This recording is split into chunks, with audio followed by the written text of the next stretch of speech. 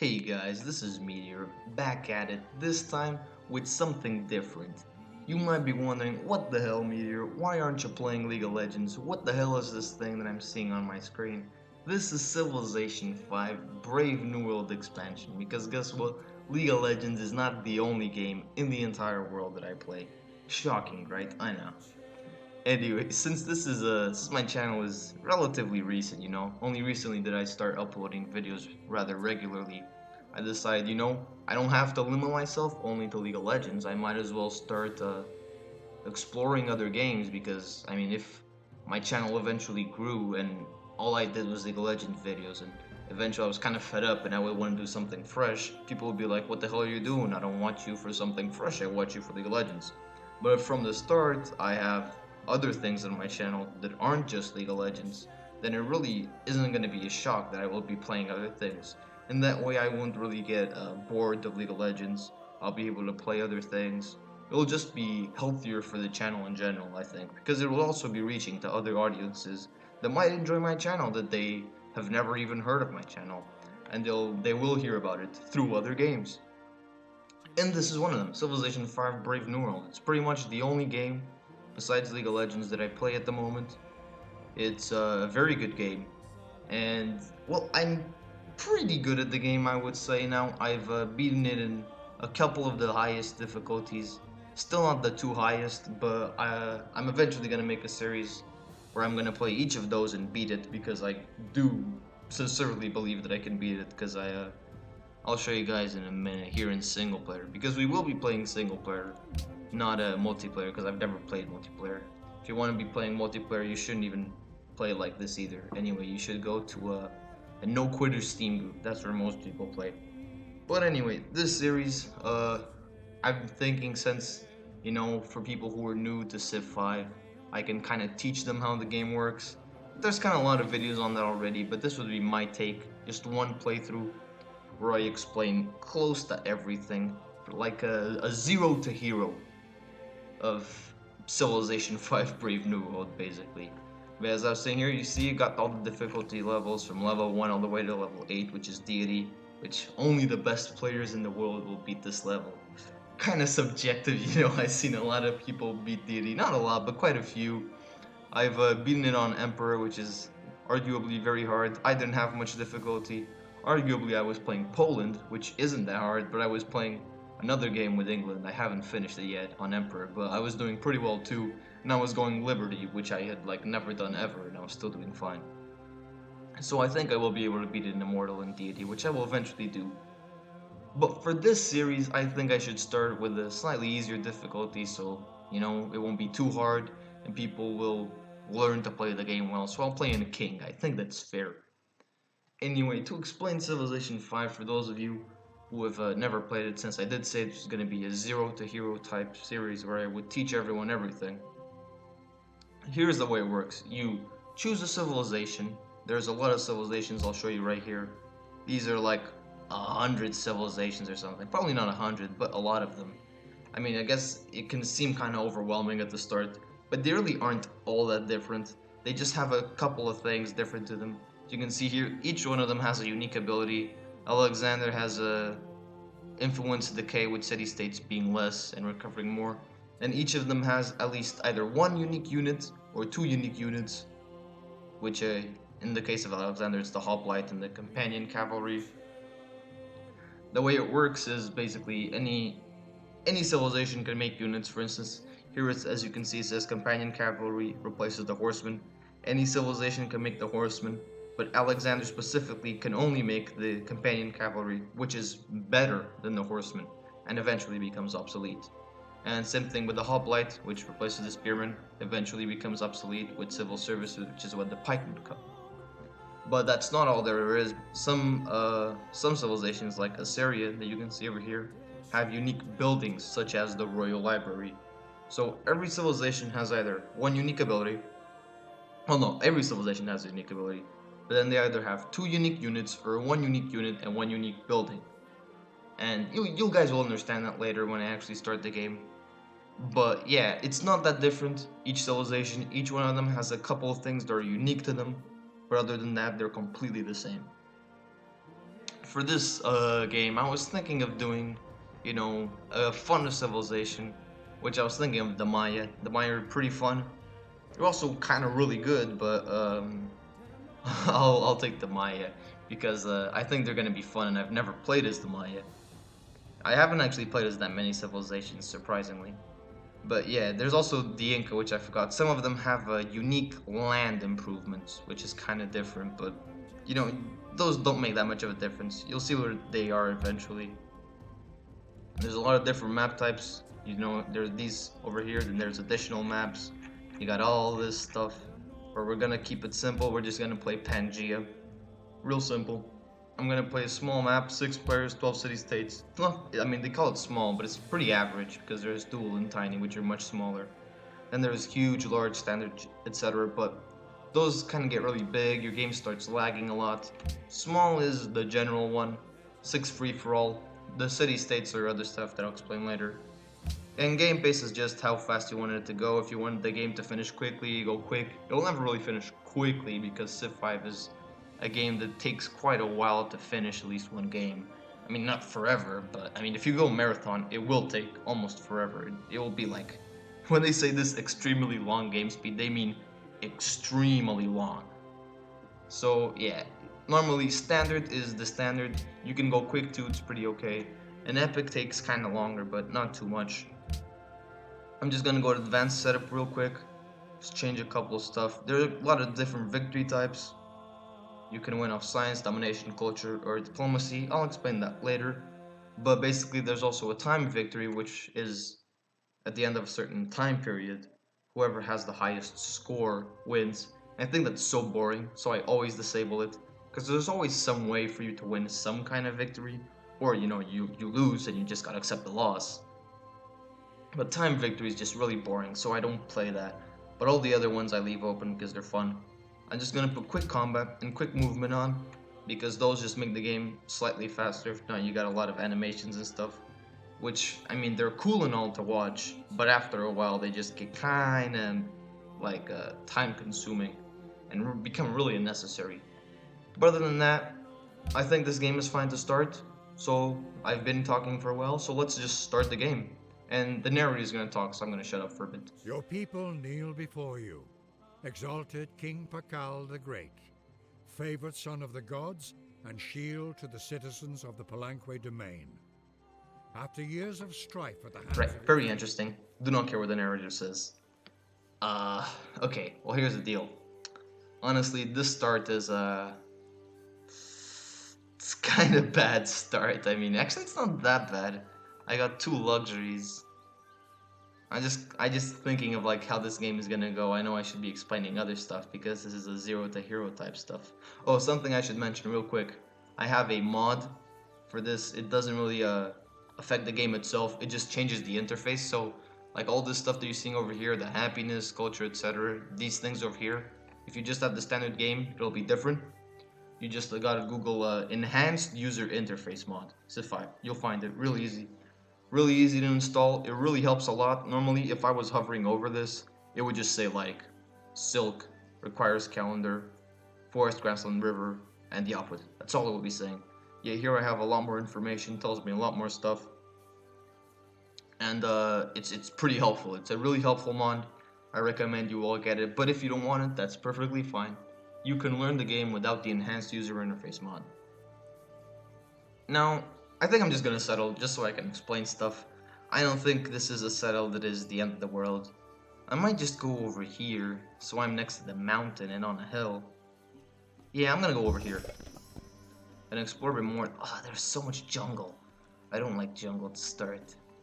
But yeah, the way this works is it's a turn-based game, so you make your decisions and then you go next turn and the AI makes their decisions. So you kind of always have the upper hand on them in that sense. But in multiplayer, you've got simultaneous turns, so it's a lot more interesting. But in single player, that's how it works. Now, there's so much to explain. I'm just like trying to think in my mind of all this stuff I gotta explain. Anyway, this is the map, right? I think you guys understood that. This is like the fog. It's like the fog of war, I guess, in League of Legends. It's just, you have to explore in order to see more. You can't see the rest of the map, but eventually once we explore more, we will have seen all this stuff. Like before, we couldn't see this part over here, but now we can. So that's basically the map. There's a lot of different tiles, you see, like this is just a grassland tile. Kind of have to hover over it for it to show up. It's just a glitch I have with the UI. Most people don't get it, but this is like just a regular tile. It's just grassland. Here we have a river, so rivers affect some other stuff. Then you also have hills. Right now, my settler over here, he's on a hill. So hills basically take extra movement. You see, this warrior has 2 movement. If he moves here, that's 1 movement. If he moves there, that's 2 movement. But stuff like jungle and hills, to move there it costs 2 movement. So this warrior, for instance, cannot just move there. If he moved here, that'd be 2 movement. But he could, for instance, go 1 movement over here, and then over here it supposedly costs 2 movement. But if you just have 1 movement, you can move there because it's your last movement, basically. So basically, the last movement you use, it will just like overlap any other movement rules. So you can just do it because it's your last movement. But yeah, besides that, that's how movement works. This is the warrior. He's a military unit. Use it to kill other people, to kill cities, to kill other stuff, basically. It's a military unit. Use it for military purposes. This is a settler. He will be what gives us a city, which you will get in the next turn. And besides that, what should I explain? You also have these tiles, which are luxuries, okay? Luxuries, they give you extra benefits that the rest of the normal tiles do not. If you see here, it says it requires calendar to use. That's because once you get calendar, which is science, I'll get to that shortly. But basically, once you get that, you connect silk to your trade network, and over here in the happiness, your happiness goes up. You want happiness because happiness is, as they say, it's necessary to keep your cities growing. And yeah, that's basically what it is. If you want to settle a new city, every time you settle a new city, it brings your happiness down. Every time your cities grow, it brings your happiness down. So you want to keep your happiness up through other means. And yeah, that's what you need happiness for. If your empire is unhappy, it like your cities literally grow slower. It just makes like the percentage of growth go down 75% or something. And if it gets really low, then like you start showing like your military units start rebelling against you, and they turn into enemies. Well, they don't turn into enemies, but random enemies appear in the middle of your empire, which are rebellious soldiers. They're rebelling against your empire because, well, they're unhappy. And that there's a few statistics, not statistics, I guess you could say, values in this game, such as happiness, other stuff. We got gold. We don't have any gold yet because, well, we haven't even settled the city. There's religion or faith, which is basically used for religious purposes. Then there's culture and science. There's also food and production, which, like over here, I have these yields on. You can come over here, turn on these yields. So you can see the yields are gone on their back. This basically means this tile over here, this grassland, gives you 2 food. This citrus gives you 3 food and 1 gold. This hill over here with forest gives you 1 food and 1 production. That's what the hammer is. Other than that, there's not any other things that I can remember other than faith and culture and gold and science. Those are the only ones. And yeah, this is science, which I was going to talk about. Science, basically, if you want to win a game, I'm telling you right now, science is the most important thing in the game. Because, well, basically, if you haven't understood yet, like, basically, civilization, there's a lot of war in this game. It's kind of about, like, a war in the different eras. So now we're in the ancient era, then there's the classical, like, medieval, renaissance, all the way to modern. And information, which is this, like, eventually you get atomic bombs, but you start out with just archers and warriors and horses. So you basically go throughout all the eras and you really expand in a lot of different stuff. Basically, imagine like this. You see this warrior? Imagine I had 100 warriors, right? Sounds like a huge army that no one can ever beat.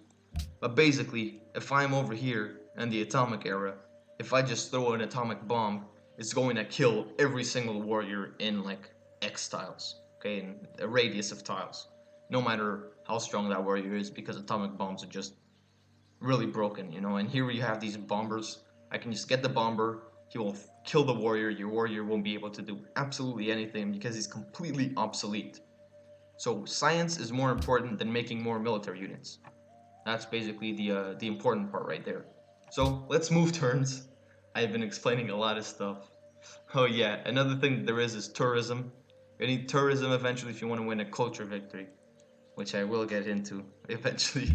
I never thought that explaining Civ 5 would be this hard, but it really is. Now, we're going to settle a city. And this is our first city, which is Palenque or Palenque. I have no clue how it's pronounced. These sound effects are pretty loud. I might want to lower them down a bit. Where's the audio? Sound effects volume, let's put it at 50. Sounds good. So this is our city. Now we can actually start doing stuff. As you can see, we have one culture because we have the city now. And our happiness went down because we got a city.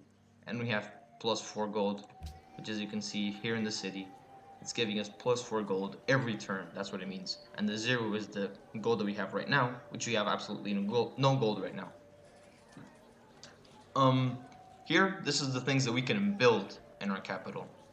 We could build an Atlas, I guess. I have no clue how to pronounce that, nor am I even gonna try. But he's an archer basically. He throws that spear over there that we can see. Build scouts, which are for scouting stuff.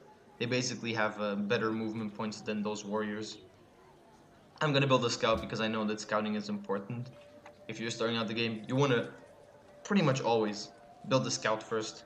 He's really helpful for scouting and seeing things, finding things such as ruins, which we will see soon. Now that we have our city, we can start researching, which is the science that I was talking about. We can start getting different parts. Once you research something, you can like get other benefits.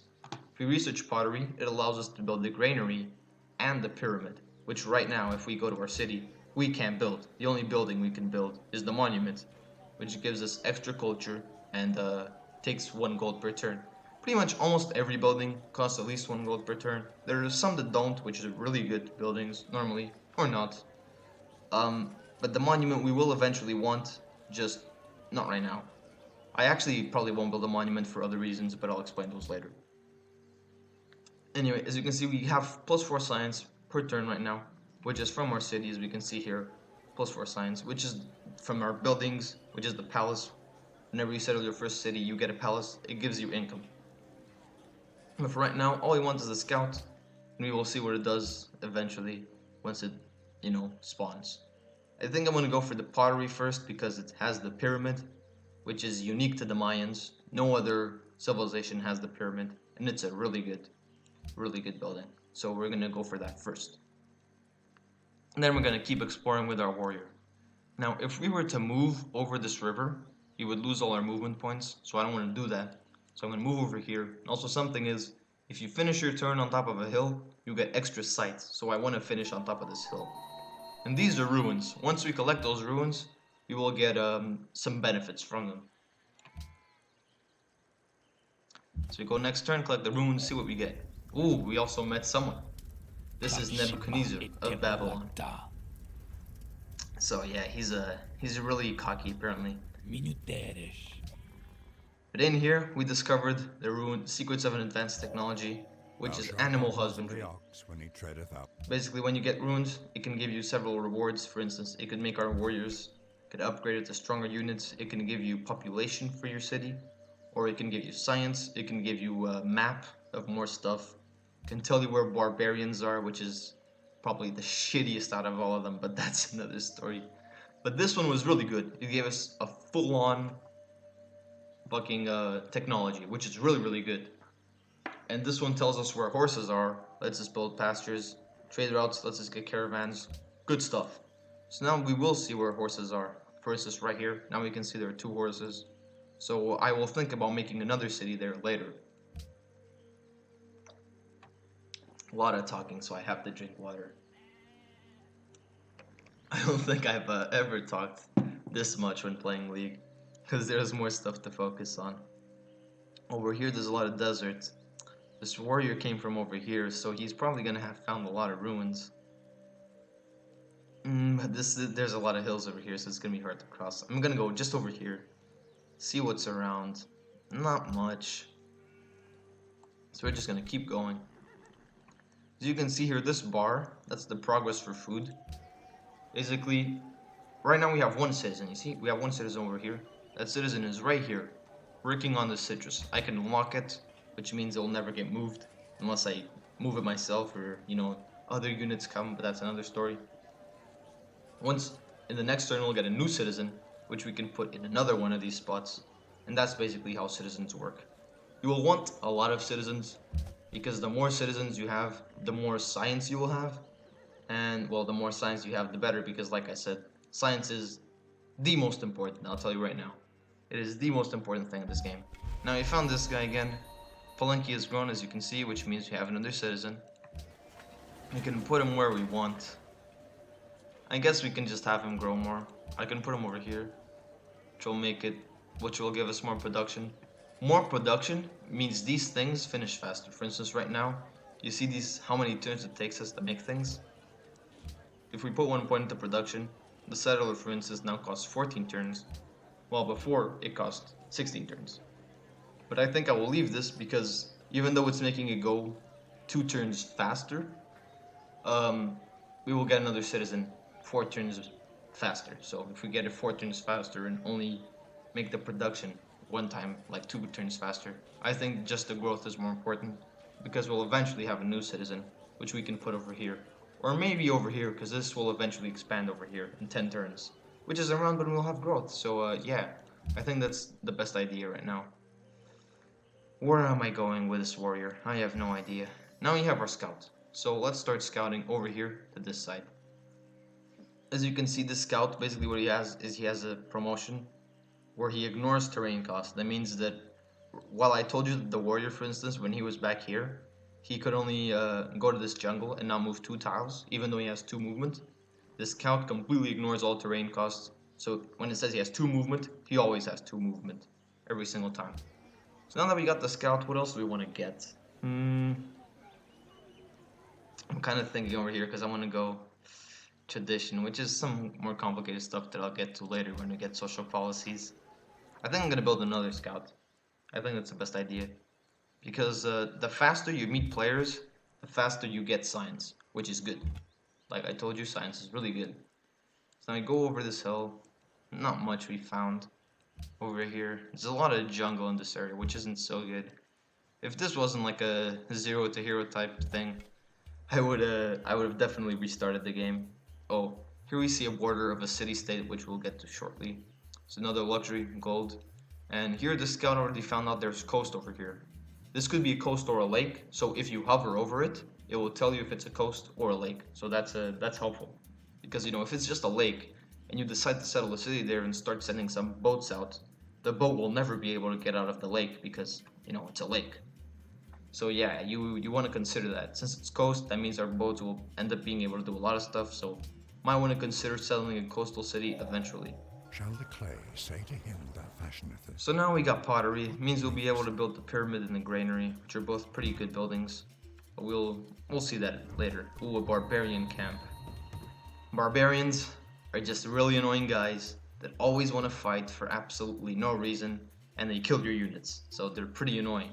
You can fight them too and clear the camps, but it's a really noob mistake that people make is they find barbarians and they start trying to kill the barbarians, because if you clear this camp, it gives you gold. It gives you 25 gold, I believe. But you don't actually want to be spending all your time killing barbarians. Another barbarian camp over here, great. Now this is a city-state, La Vente. And a religious one at that. That's pretty good, actually. I'll explain why it's so good later. But like, if you see right here, it gave us 8 faith. 10 faith is minimum required for the next religious pantheon. Religious pantheon is just an extra boost to your game, basically, that you get. So we only need 2 more faith to get our boost. So right after the scout, I will make the pyramid, so we get those 2 faith, which is really, really good. Will help us get an early pantheon. And I'll show you what the pantheons are later. But yeah, we found the city-states. City-states basically, like this guy over here, Nebuchadnezzar, he's gonna be like our opponent eventually. He'll start declaring war, or he'll declare war on other people. There'll be diplomacy between us.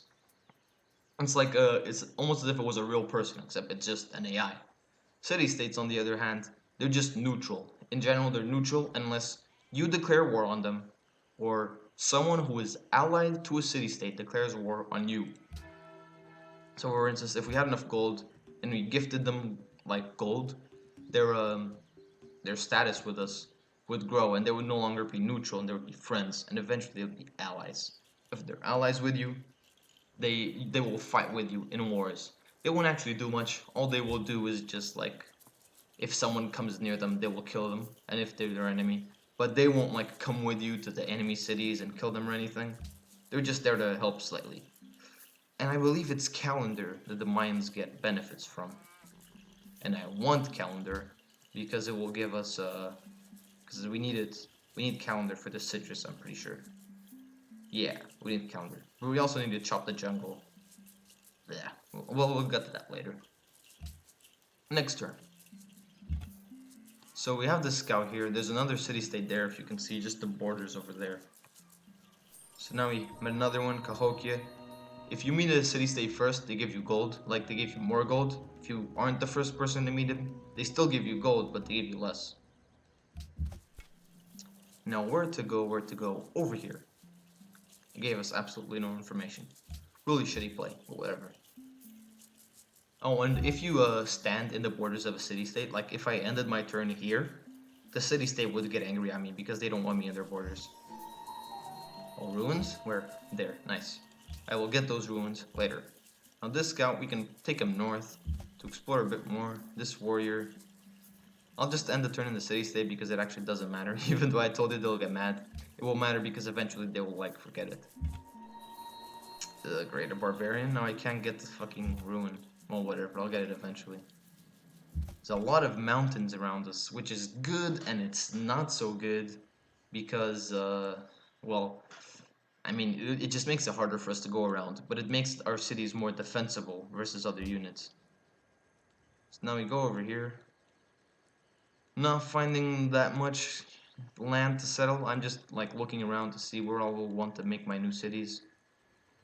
I'm not quite sure so far, but it is kind of early to be too worried about it. Ruins, what do we get? Advanced weapons, that's great. If you look here, now we have an atlas list. It's no longer a scout. But the good thing is it keeps the terrain promotion from the scout. So it still doesn't suffer from the whole terrain thing. Because only scouts have that boost where terrain doesn't matter. To all of the units, terrain matters. But not for scouts. Well, there is really nothing here at all. I'll try to go around the other side of the mountain. See what's going on over there.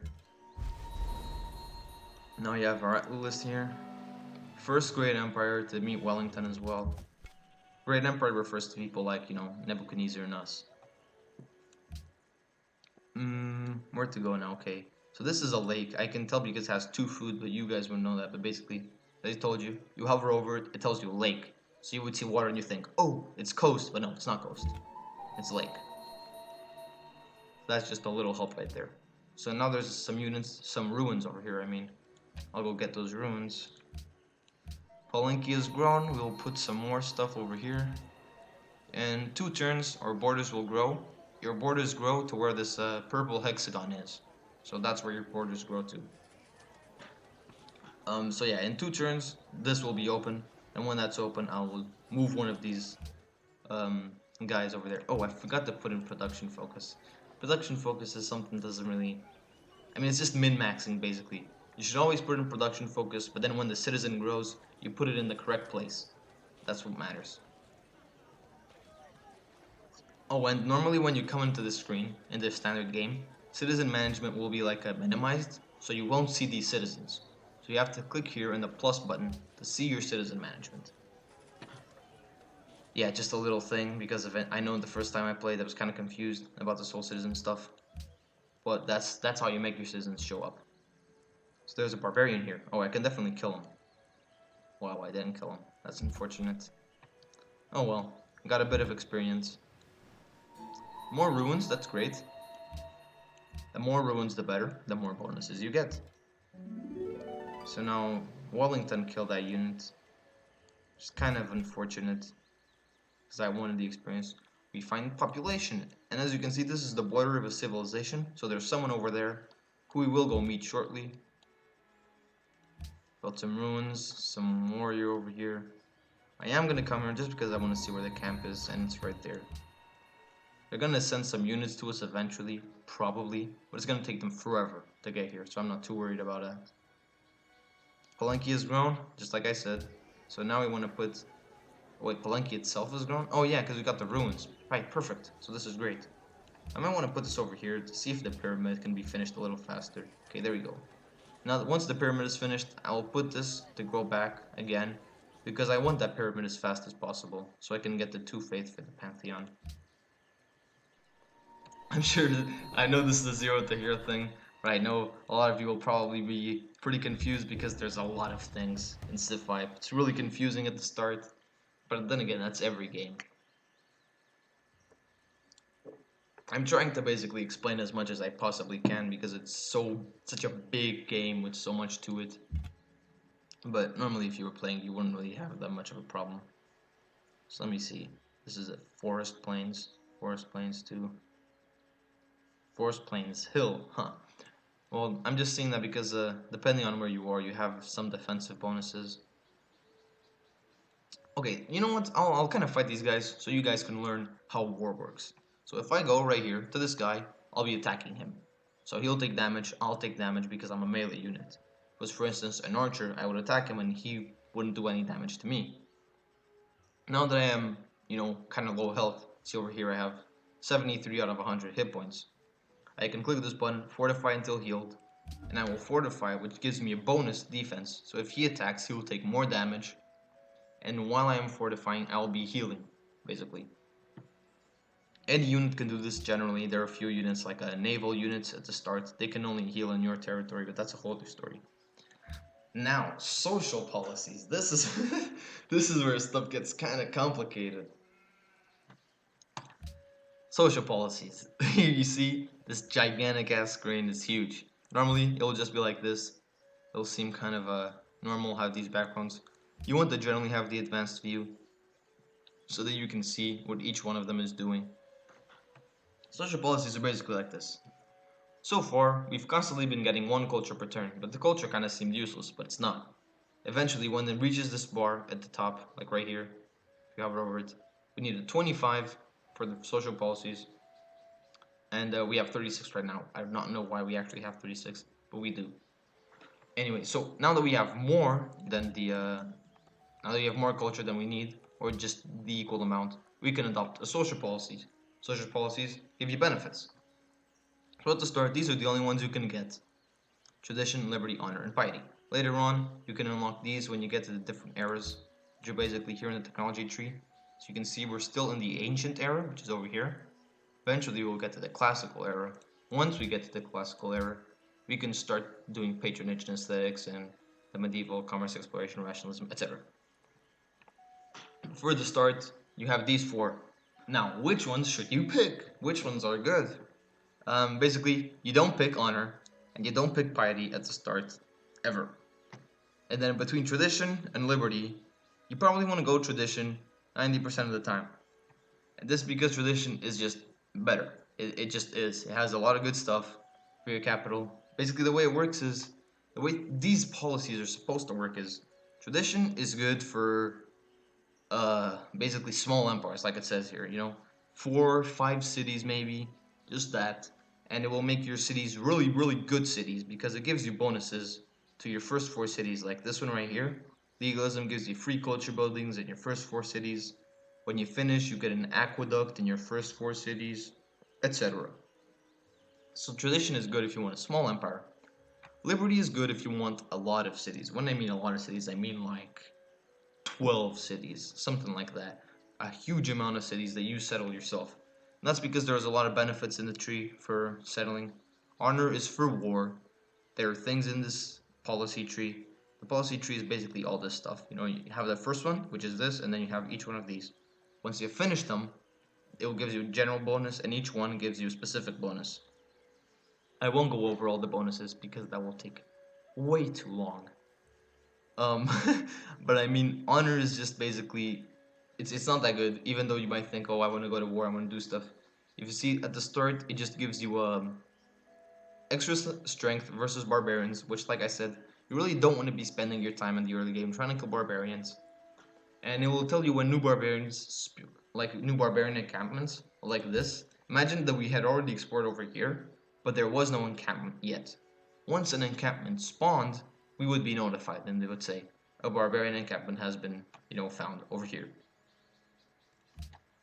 Other than that, it just gives you culture for barbarian killed. Like I said, you don't want to be killing barbarians at the start, because you want to be using your military for exploration. Piety is for faith. If you want more faith, you get piety. But the reason you don't really want to get piety or honor at the start is because the culture that it gives you is not enough. So it will take you a really long time to fill out honor. While if you go liberty, it gives you one culture in every city, and tradition gives you three culture in the capital. So they give you immediate culture growth for more social policies. So honor and piety, you don't want these, okay?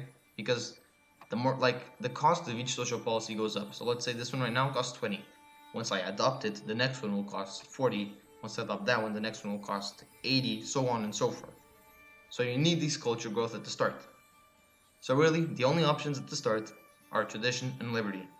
Tradition is small emperor, liberty is big emperor. That's all you need to know. Most of the time, tradition will still be better because liberty is really hard to take advantage of. But you can go liberty and you can still succeed in the lower. In fact, in the lower difficulties, you can go honor and piety all you want, and you can still kill people because the AI is kind of crap. But if you want an actual game where you're actually doing well, you want to go tradition and liberty. In this game, I'm gonna go tradition. I'm talking a lot about this. Also, something that you get from each social policies at the start, there is a wonder that you can build. I guess I should go over wonders, which I will do right now. Basically, you have your normal buildings, like granary, monument, etc. Eventually, there will be these things like Stonehenge. The Stonehenge is a wonder. Once someone builds a world wonder, no one else can build it. So if I build Stonehenge, after that, no one else can build Stonehenge. They can take my city, and then they will have Stonehenge in the city that they took, which is my capital, right? But other than that, no one else can build Stonehenge. There are a few wonders, such as, let me see, over here, National College. Everyone can build National College, but they can only build one National College. And these are called the National Wonders. Not all of them have National in the name, for instance. Well, I guess all of them do. No, not all of them have it. Let me think. What's another national wonder?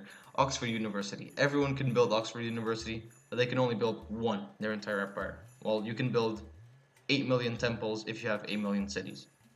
So that's what a wonder is. Wonders are really strong, but you have to be careful. You can't be just spamming wonders all the time because you need the infrastructure from your normal buildings. So keep that in mind. So here you have our outlet list. What do I want to do with this guy? For there it's just coast. I don't care about that. Lots of desert over here. Desert is useless, as you can see. It doesn't give you any yields at all. So desert is supposedly useless. There is something that makes desert better, but that's just more advanced stuff. So the warrior, we're gonna keep moving. We wanna meet this guy. Oh, there we go. We finished our mud pyramid. Mud pyramid gives 2 faith per turn. So now I can get my pantheon. Pantheons give you bonuses. There's a lot of different stuff you can get from pantheons. So basically, God, there's so many fucking pantheons. How am I even gonna explain this? Basically, you pick a pantheon, it's gonna give you bonuses like Monument to the Gods. It's pretty easy to understand. You'll have 15% production of ancient and classical wonders. So when you're building wonders from the ancient or classical era, they will be produced 15% faster. Simple. God King, which is the one I'm probably gonna take because I want something pretty simple. This gives you one culture, one faith, one gold, one production, one science. It's really simple. If you were just starting out and you want to know which pantheon you generally want to start, is there's a pretty safe bet every time. God King. God King is always a safe bet. It's an all-around pantheon. It's good. So get God King. Now that we have that, as you can see, our culture is grown, our faith is grown, our population, our science, is grown, and our gold is grown. So now that we finished our pyramid, like I said, I wanted to finish it quicker, so I put it in these citizens into production. Now I want my city to grow again, so I'm going to put it back into making more food. And now in 12 turns, I'll have another citizen. Now that I finished my pyramid, what do I want? I want a settler soon.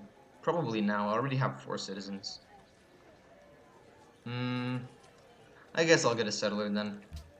You get the settler, and then we start focusing in production. And the reason you want to start focusing in production is because when you have a settler, your city cannot grow anyway. So you don't even want growth at all. It's useless to you. But well, it's not useless because, for instance, like the food is also converted into production, but the conversion is not that high. Just telling you that right now. So you don't actually need that much production. So yeah, you can still have like these tiles over here with 3 food. They're still gonna give you a lot of production, but this is really advanced stuff, so I shouldn't be talking about that stuff so much. Anyway, I'm gonna buy this tile here. You can buy tiles with your gold if you're wondering what the gold is for. You can buy units with your gold. Instead of just building them, you just flat out buy them. They're expensive though, so keep that in mind. Or you can buy tiles. Or, like I said, you can go to these city-states and you can pay them for influence. Or you can go to our buddy Nebuchadnezzar over here and you can trade later when we have things to trade. Right now we have nothing to trade, so we're not going to do that. And I am going to buy this tile because as you see here, this tile gives us 1 food, 1 production. This tile gives us 1 food, 1 production, and 2 gold. So it is obviously a much better tile to be working right now. So we're going to be working that right now. And we're going to be building the settler. Once we have the settler, we can build another city. So I'm going to start bringing my scout back because I want to use the scout to escort my settler. Because your settler has no defense. If any unit, a barbarian, attacks your settler, the settler is dead. While if it attacks a scout, the scout has hit points. So the way you want to do it is you want to escort your settler with a scout or a warrior, whatever it is, to the place that you want, and then over there, you settle the city. That's how you do it. I don't yet know where I'll settle my city. Unfortunately, there aren't that many good settle spots. I want to move this scout over here. There's some horses over here, so it might be a good spot. Maybe somewhere along this river, maybe this hill over here. We'll have to see what else we have. The warrior move over here. Still haven't met that guy, or whatever. I could actually, maybe from the borders, guess who it is. I have no idea. Maybe Austria, someone like that. Okay, so we finished calendar. What do we want next? I think mining. We're gonna want mining, for sure. No doubt about that. Okay, it's England. Should have guessed that because the last game I played was England. But anyway. You can't trade anything yet. You still don't have writing. You need writing to start trading things. I mean, you don't necessarily need writing to start trading. But normally the earliest thing you can trade is embassies, which come at writing. So let's see. Okay, that's their capital. To be expected. That they do not have cities yet. Would you be interested in a trade See, agreement she already with England? actually discovered writing. So she can buy an embassy from us. Which I'm fine by doing. Because I will get 1 gold per turn and I already know where her capital is.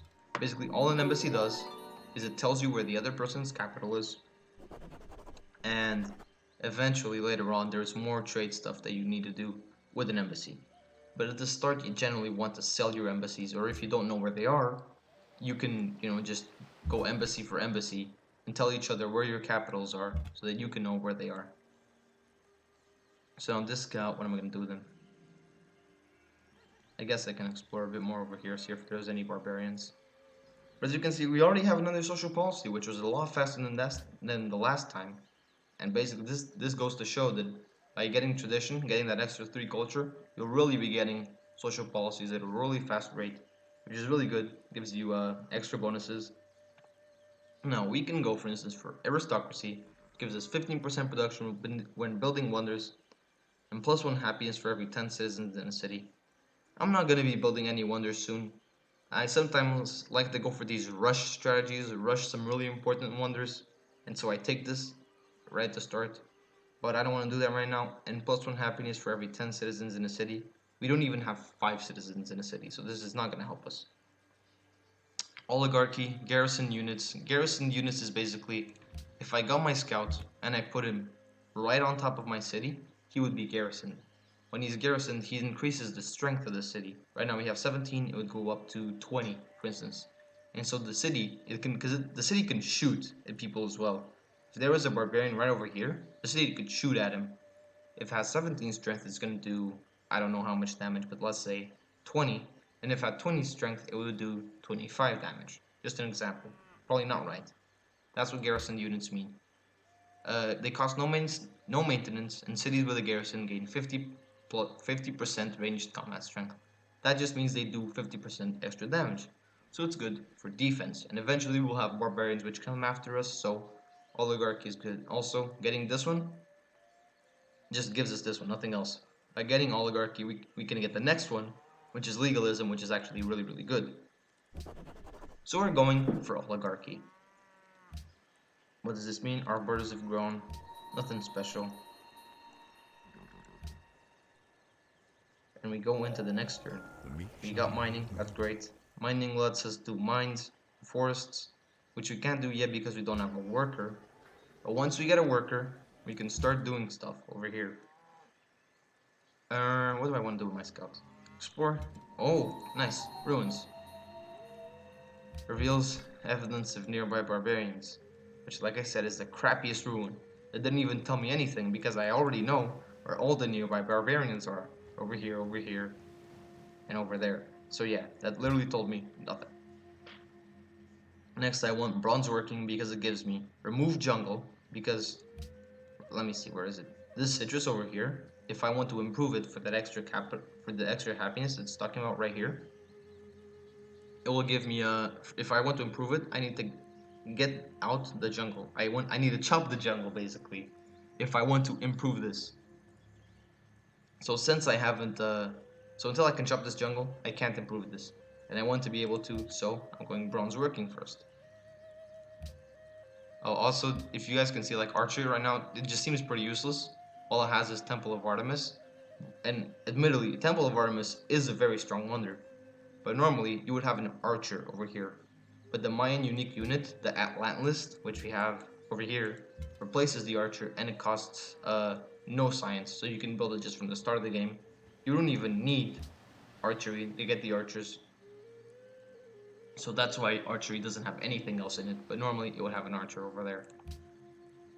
A unit needs orders. Who? This guy. We want to come over here, meet the city-state. And I have no clue how, but somehow London did not meet Almaty. That might mean there's more stuff over here, because this is a lake, actually, so yeah, there might be more stuff over here, but this is coast. So I'll have to check that out. And there's something real quick, I guess, that I can explain. If you come here to Almaty, as you can see, they are a militaristic city-state. That means if we become friends with them, they will give us free units, like free warriors, free spearmen, whatever. Cahokia over here is a mercantile city-state, which will give us happiness if we become friends or allies with them. And Wellington is a maritime city-state, which gives us food. And then there's the other one over here, Leventa, which is religious, which means they will give us faith if we become friends with them. There's another one, which I can't remember. I'm pretty sure there's another one. Oh, there's a cultural city-state, which gives you culture. I'd say those are probably the best ones, to be honest.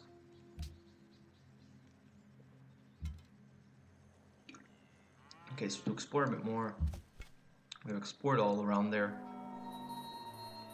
And another city-state, which London once again did not meet somehow. Want to bring back our scout to escort the settler that's about to come out. Probably also want to save my game. It's been 23 turns. So just call this the way I call all my other ones. There you go. Maya. Yeah, nice writing, man. Maya. Then the one that you see here just means the difficulty level. Oh, no, this is just the first, like, means it's the first mind game. D for difficulty 5. 6 free for all, because there's 6 players. That's what it means. That's the way I label games.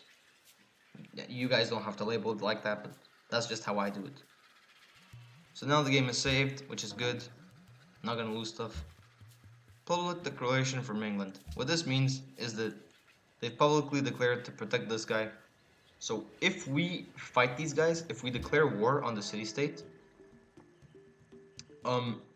basically they will, like, get angry at us. So we don't really want to declare war on the city-state. I mean, we might want to. I actually might do that, now that I'm thinking about it. I may attack these guys. Because they're really close to me, they have a unique luxury gold, which I want. Because it will give me extra happiness. I might just do that. I might just do that. This is something I didn't realize. Our happiness is actually pretty low.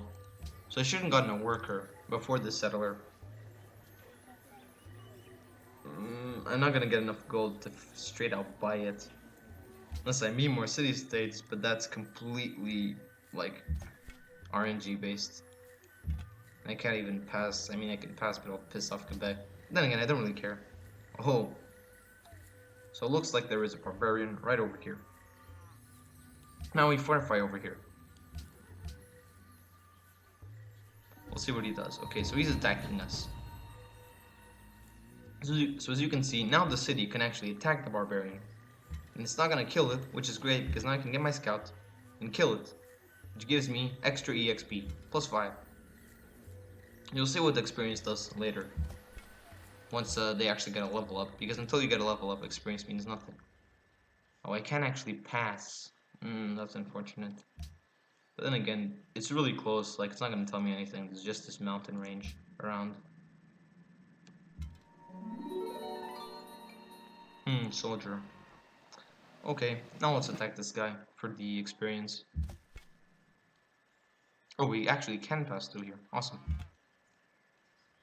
But yeah, it's kind of useless. So yeah, this scout. Let me just see something. Aha! You can actually name your units with the enhanced interface mod, which I told you about. Here's the deal. Once you get promotions, as you can see, he's level 1, where he has 13 experience out of 10. That means he can go up to level 2. What can you do? You can heal instantly, which will instantly heal 50 HP, but this will, as it says, consume the opportunity to choose a promotion. So you only want to do this if your unit is going to die if you don't. That's the only times you want to use this. Other than that, you want to get something, like an extra promotion, which will help your unit become stronger. This one here, Survivalism, gives us plus 5 HP, healed per turn, outside of friendly territory, and plus 25% defense. So that's pretty good, and it also gives us plus 1 visibility range, which is good for scouting, but I would just prefer Survivalism. So there you go. We have extra HP given to us when we fortify. Now we're gonna keep killing this guy. Kind of taking a while. I'm gonna stay over here, just fortify. See what this warrior does. He's getting attacked. You might be able to kill him, maybe not. This guy's so close to dying. Or do we want to attack him? Not really. I mean, I can attack him. Just get the warrior some experience. Like, you want to kill barbarians, but you don't really want to spend all your time taking out the camp, because they're fortified, it takes a while, and eventually it will just respawn again. So it doesn't really... That's why you shouldn't be spending all your time killing barbarians at the start. What do I want to go next? Could go riding for that great library. The great library is a great wonder. Okay, now we kill this guy. There you go. Now we have enough experience, I think, for the promotion. Oh, I forgot to change this. I didn't want to have the settler just yet, because I need that worker. Well, we're going for the worker now, boys. Settler over here. And the warrior, we can kill this guy. Since we killed him, in the city state, we get extra influence. Remember, before we were at 0, now we were 12. Because that's the influence we get from killing barbarian units in their, like, city state. This guy wants to set up an embassy. I actually am going to refuse, because I don't yet know where he is, and I'm gonna have writing soon, and then I can just exchange embassies and get to know where he is. Now, for actual military units that aren't scouts, you have these 2 promotions always at the start. Accuracy or barrage. What this means is it'll give you extra, like, strength depending on where they are. So you see, against units in rough terrain, hills, forest, or jungle. And this one is in open terrain, no hills, forest, or jungle. So if the barbarian is right here and I had accuracy, I would do 15% extra damage. If it was in this forest and I had barrage, I would do 15% extra damage. You basically, I'm going to tell you this every time because everyone makes this mistake at the start. You want to go for 3 of these, because after you get barrage, you can see this is accuracy. So accuracy 1, then there's going to be accuracy 2 and accuracy 3. Before you can get those, there will be a bunch of other ones like a cover, medic, etc. You want to ignore those because you want to get the accuracy 3, because once you have accuracy or 3 or barrage 3, you can get some really strong promotions such as logistics and march, which basically logistics, for instance, lets you attack twice in one turn, while right now we can only attack once. And that's a really strong promotion compared to other stuff like cover, which is 15% less damage from ranged attacks. You want to compare that with attacking 2 times every turn? Yeah, you want to attack 2 times every turn. That stuff is OP. So yeah, we're gonna go accuracy 1. Keep moving. Okay, actually Babylon's right there. I guess I can sell my embassy to them after all. Or I'll just do this and it'll change it. There you go. So we sold our embassy to him. We're getting extra gold. Real nice. Bring our settler over there. Bring our scout over here to escort him. Now we got a promotion here as well. We're going to get drill. We're gonna go over here because I don't want to lose influence with the city-state. Where do we want to go? I'll go over here. Okay, this is where Babylon is. So do I want to make a blocker city? Ah, this is so annoying. I kind of want to put a city over here, but like, that's so annoying because all these luxuries are the same. Okay, you see how citrus, when improved, gives you +4 happiness? That's only if it's the first citrus, and I already have a citrus in my capital. So if I come over here, this citrus is going to be useless. Well, it's not useless because I can use it to trade with others, but generally you want unique luxuries, because if you don't have unique luxuries, then you're just wasting a bunch of happiness. But I guess I can start moving there. I guess that's probably the best place to settle, is right over here. It will give me the horses, the citrus, and the silk. So let me see the range. Settle a little bit more here. We could settle in this hill right here, actually. It will give us these horses after a bit, and it will give us this immediate cattle for growth. 2 immediate cattle for growth, actually.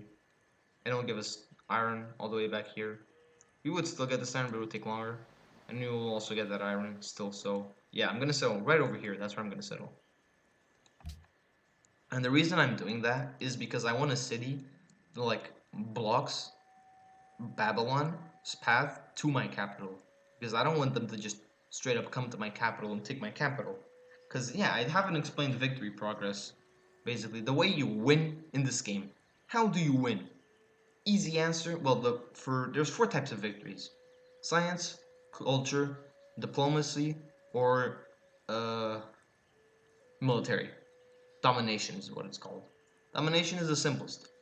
You take the capital of every single other player, not city-states, but players, or in this case AI. If you take every single capital, you win. You don't have to take all of their cities, just their capital.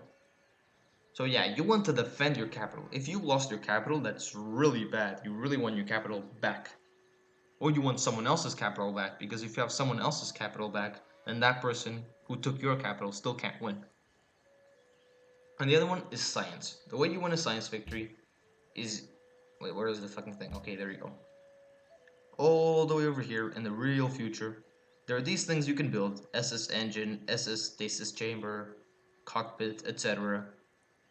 Once you can get there and you can build those things, you can eventually use those parts to build a spaceship, and then when you shoot your spaceship into space, you win the game. But that takes a long time. As you can see, this tree is really big, so it takes a long ass time to get there. The other one is culture, which is through this tourism, which I explained. Basically, right now we have 0 tourism because it takes a while until you can get tourism. But basically, you have to be influential, as you can see, over all of the other 5 all the other 5 players. You see, this is their culture per turn, and what basically happens is your tourism has to be greater than their culture. So your culture is like defense versus tourism. Your tourism is like offense versus other people's culture. So you see the trend right now is static. Once I start getting tourism, it'll start rising. And then the level will go from unknown to, for instance, as you can see, exotic, reach 10%. Eventually it'll become exotic, then familiar, popular. And that just means you're closer to making it influential.